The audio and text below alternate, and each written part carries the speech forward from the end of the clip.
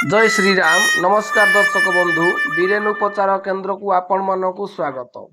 बंधुगण, गोली मरीच द्वारा शरीर बहुत गुड़िए रोग उपशम हो पारिबो।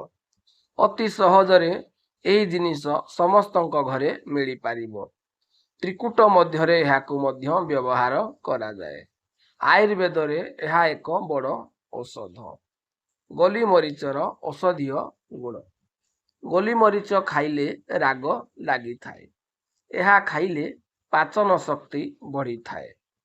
यही गोली मरीच लालस्राव जनक हेतु चबाइले जीभरे थिबा स्वाद ग्रंथि गुड़िकरे अधिक रस बाहरी थाए। यही गोली मरीच केते मात्रारे व्यवहार करिवे एवं किपरि एहार उपयोग करिवे आपण मानकु आज सबु प्रकार टिप्स मु देदेवी। तेणु वीडियो को शेष पर्यंत निश्चय देखंतु, कारण आपण माने मध्य किछि घरोई उपचार जानी पारिबे। केउ रोगरे किपरि एहाकु व्यवहार करिवे। पुरातन थंडा, पुरुणा गुड़ ओ दही सहित एहाकु खाइले पुरुणारु पुरुणा थंडा रोग मध्य भल होइथाए। अम्ल रोग, गोली मरीच चूर्ण सहित पिपली एवं अदा खाइले अम्ल रोगरे उपकार मिली थाए।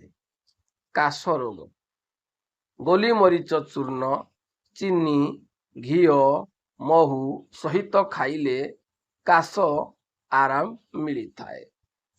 कीट दंशन, विषाक्त पोक कामुड़िले भिनेगार सहित गोली मरीच चूर्ण बाटी दंशन स्थान रे देले कीट दंशन रु उपशम मिली थाए।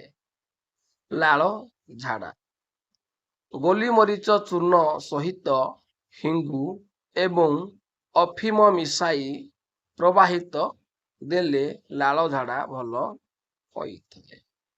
म्यालेरिया जर, गोली मरीच रे पाइरिन नामक एक ज्वरनाशक गुण थिबारु म्यालेरिया रे गंगशिउड़ी पत्र रस सहित प्रयोग कले ज्वर धीरे धीरे कमी जाई थाए।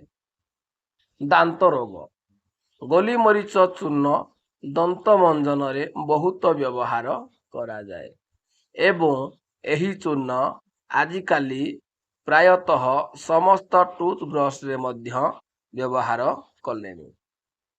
बद हजमी, गोली मरीच गुंड 3 ग्राम सहित मिसाई खाई उषुम पानी पीले बद हजम भल होइथाए। भोक कमी गले, गोली मरीच चूर्ण 3 ग्राम खाइबार 1 घंटा पूर्वरु उषुम पानी सहित खाइले भोक धीरे धीरे बढ़ी थाए। केश, गोली मरीच ओ पियाज बाटी मुंडरे लगाइले मुंडर बाल बढ़ी थाए।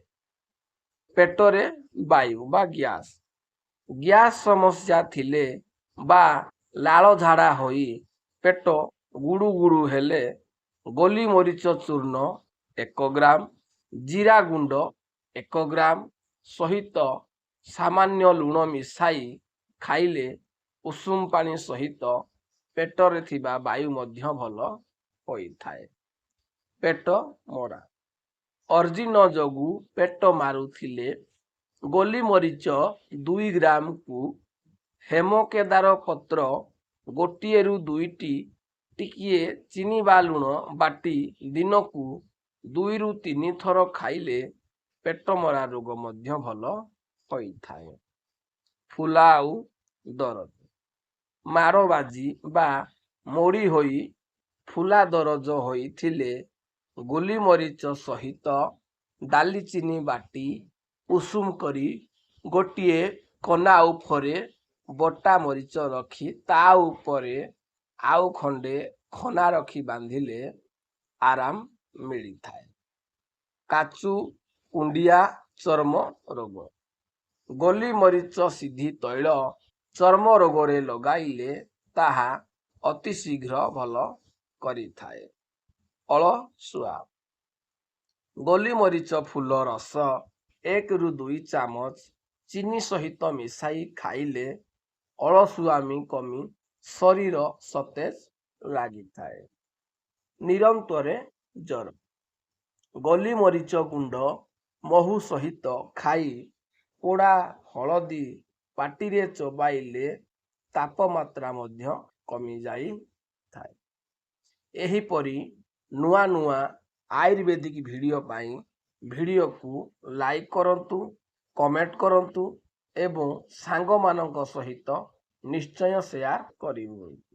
ଯଦି ଚ୍ୟାନେଲରେ ପ୍ରଥମ ଥର ପାଇଁ ଅଛନ୍ତି ତ ଚ୍ୟାନେଲକୁ ସବସ୍କ୍ରାଇବ କରି ପାଖରେ ଥିବା ଘଣ୍ଟି ବଟନକୁ ନିଶ୍ଚୟ ଦବାଇ ଦିଅନ୍ତୁ।